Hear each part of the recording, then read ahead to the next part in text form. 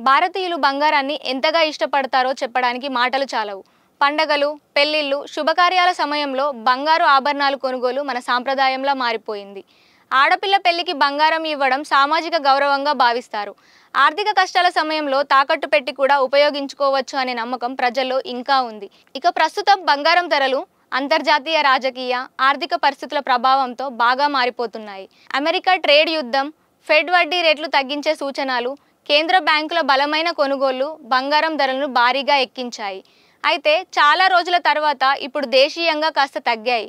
హైదరాబాద్ మార్కెట్లో 22 క్యారెట్ల తులం బంగారం ధర 1,18,000గా ఉంది. 24 క్యారెట్ల బంగారం ధర 1,11,060 రూపాయలుగా ట్రేడ్ అవుతోంది. గత వారం రోజుల్లో దాదాపు 2,500 పెరిగిన ధరలు ఇప్పుడు మాత్రం కాసంత ఊరటనిచ్చాయి. బంగారంతో పాటు వెండి కూడా భయపెడుతోంది. హైదరాబాద్ మార్కెట్లో కేజీ వెండి ధర 1,43,000 వద్ద ట్రేడ్ అవుతోంది.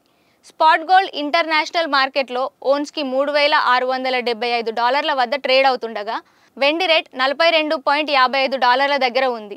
ఇదే సమయంలో రూపాయి మరక విలువ డాలర్తో పోలిస్తే 88.22 వద్ద ట్రేడ్ అవుతోంది. అంటే దేశీయ మార్కెట్లో కొంచెం ఊరట ఉన్న ఇంటర్నేషనల్ మార్కెట్లో మాత్రం బంగారం ధరలు ఇంకా బలంగా ఉన్నాయి.